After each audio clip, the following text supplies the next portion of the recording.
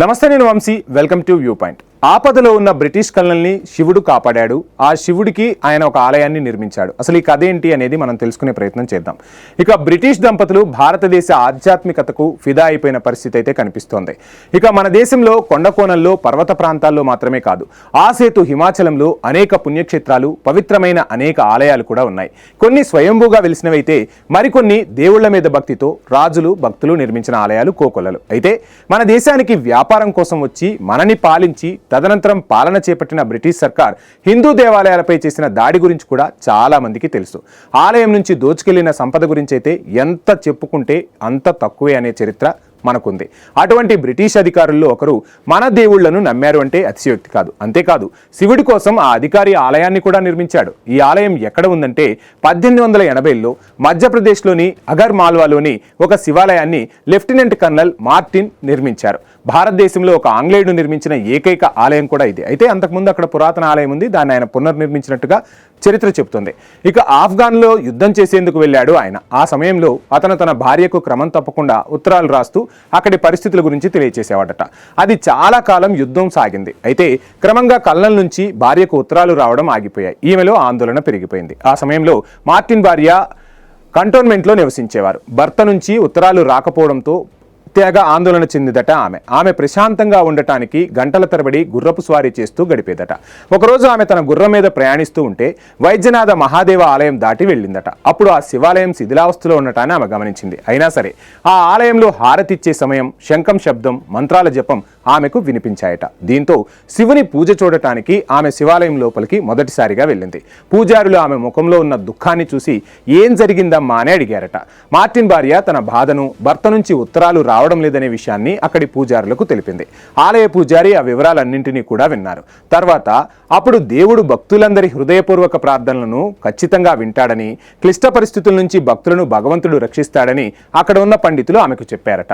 పూజారుల్లో ఒకరు ఆమెకు ఓం నమః శివాయ అనే మంత్రాన్ని 11 రోజులు జపించమని కూడా సలహా ఇచ్చారట. దీంతో కల్నల్ భార్యకు శివుడిని తన భర్త క్షేమం కోసం పూజించాలనే ఆసక్తి అయితే కలిగింది. దీంతో ఆమె తన భర్త కల్నల్ సురక్షితంగా తిరిగి రావాలని ఆ శివుడిని ప్రార్థించడం మొదలుపెట్టింది. అతను యుద్ధం నుంచి సురక్షితంగా ఇంటికి వస్తే ఈ ఆలయాన్ని, అంటే శిథిలావస్థలో ఉన్న ఆలయాన్ని పునర్నిర్మిస్తామని కూడా బలంగా కోరుకుందట. శివాలయం నుంచి వచ్చిన మర్నాడు శివ పంచాక్షరి మంత్రం ఓం నమః శివాయ, ఓం నమః శివాయ అంటూ జపించసాగింది. ఇక మరొక ధ్యాస అనేది ఆమెకు లేదు. ఇలా ఓం నమః శివాయ, ఓం నమః శివాయ అంటూ 11వ రోజు వరకు జపిస్తూనే ఉందట. 11వ రోజు సాయంత్రం అవుతూ ఉండగా ఆఫ్ఘనిస్తాన్ నుంచి ఒక సైనికుడు ఆమె భర్త నుంచి ఒక లెటర్ని తీసుకొని వచ్చాడట. ఆ ఉత్తరంలో, నేను యుద్ధభూమి నుంచి నీకు క్రమం తప్పకుండా ఉత్తరాలు పంపుతూనే ఉన్నాను. ఒకరోజు అకస్మాత్తుగా పఠాన్లు మమ్మల్ని చుట్టుముట్టారు. తప్పించుకునే మార్గం లేకపోయింది. ఎందుకంటే మా దగ్గర ఆయుధాలు చాలా తక్కువగా ఉన్నాయి, ఆహారం కూడా సరిపడా లేదు. వాళ్ళు వందల సంఖ్యలో ఉన్నారు. ఇక మా పని అయిపోయింది అని చేతులు ఎత్తేశాం. ఇది చివరి రోజని నేను కూడా అనుకున్నా. అయితే ఇంతలో అకస్మాత్తుగా నేను ఎప్పుడూ చూడనటువంటి పొడవాటి జుట్టుతో పులి చర్మం ధరించి త్రిశూలాన్ని పట్టుకున్న ఒక భారతీయ యోగిని చూశాను. ఆయన్ని నేను అంతకుముందు ఎప్పుడూ చూడలేదు. అతను విస్మయపరిచే వ్యక్తిత్వాన్ని కలిగి ఉన్నాడు. ఆయన దాటికి ఆఫ్ఘన్లు కకావికలమైపోయారంటూ ఆ లెటర్లో రాసుకొచ్చాడట. కాలికి బుద్ధి చెప్పి అక్కడి నుంచి ఆఫ్ఘన్లు పారిపోయారని, భయంతో మైదానం నుంచి పారిపోతున్న ఆఫ్ఘన్లపై తన ఆయుధాన్ని ప్రయోగించడం ప్రారంభించాడని, అతని దయ వలన మా ఓటమి విజయంగా మారిందంటూ ఆ లెటర్లో రాసుకొచ్చాడు. అప్పుడు గొప్ప యోగి నన్ను చింతించవద్దని, నీ భార్య ప్రార్థనలకు చాలా సంతోషించి నన్ను రక్షించడానికి వచ్చానని చెప్పాడట. తర్వాత ఆయన ఎక్కడికి వెళ్ళిపోయాడో, ఏమైపోయాడో నాకు మాత్రం కనపడలేదంటూ ఆ ఉత్తరంలో రాశాడట. ఈ ఉత్తరం చదువుతున్నప్పుడు మార్టిన్ భార్య కళ్ళల్లో ఆనందం, కృతజ్ఞతతో కన్నీళ్లు పొంగుకుంటూ వచ్చాయి. ఆమె హృదయం కూడా ఉప్పొంగిపోయింది. ఆమె శివుని విగ్రహ పాదాలపై పడి బోరున ఏడ్చింది. కొన్ని వారాల తర్వాత లెఫ్టినెంట్ కల్నల్ మార్టిన్ తిరిగి ఇంటికి వచ్చేశాడు.